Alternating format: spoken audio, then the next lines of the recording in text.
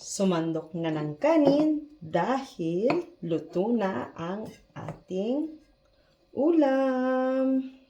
Let's try our ulam. Tingnan nyo naman. Yan. With this very malambot na karne with potato and carrots.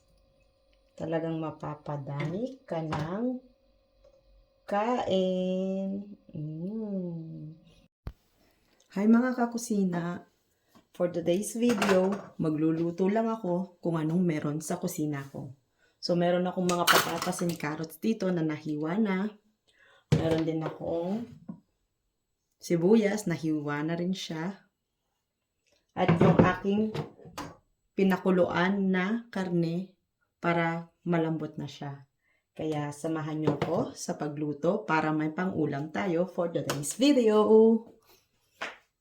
So, sindihan lang natin ang ating kalan.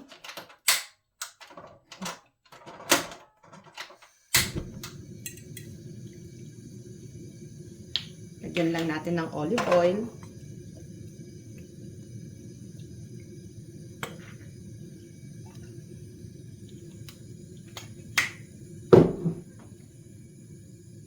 Hinaan ng konti ang apoy.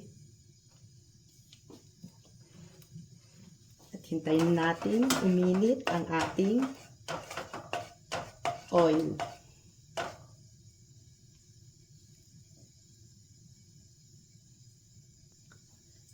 Dahil mainit na ang ating mantika, ilagay na natin ang ating sibuyas.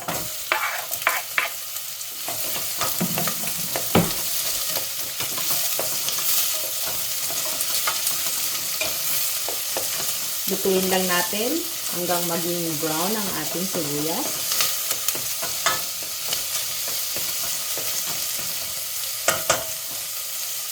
At pagkatapos, ilagay na natin ang ating carrots and potatoes.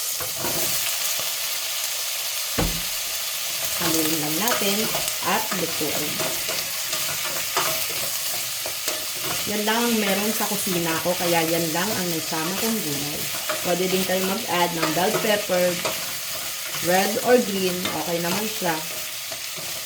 Basta kung anong meron na kayo.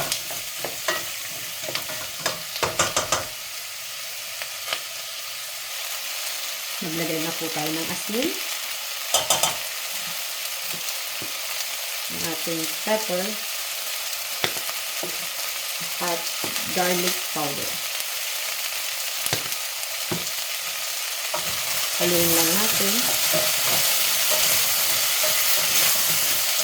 hanggang sa ay mag-golden brown. Hinaan ng konti ang apoy. Yan. Hintayin natin maluto.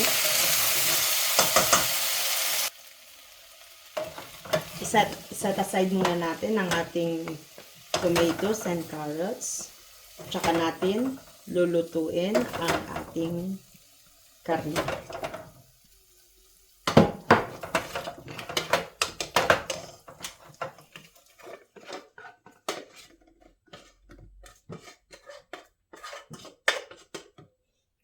Yan.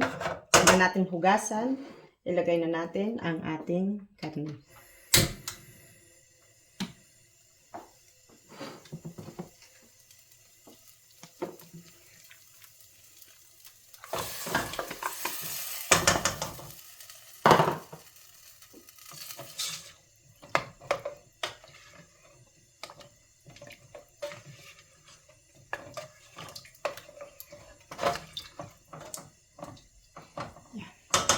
Lutuin ng konti.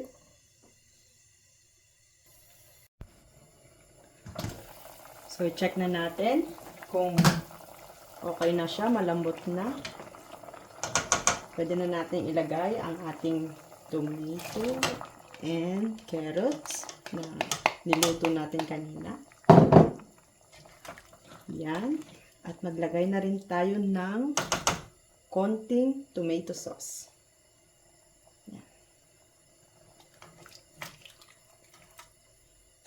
Konti pa.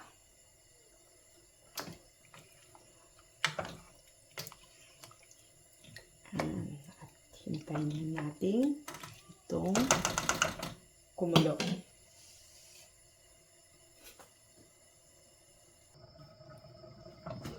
Yan, luto na ang ating ulam.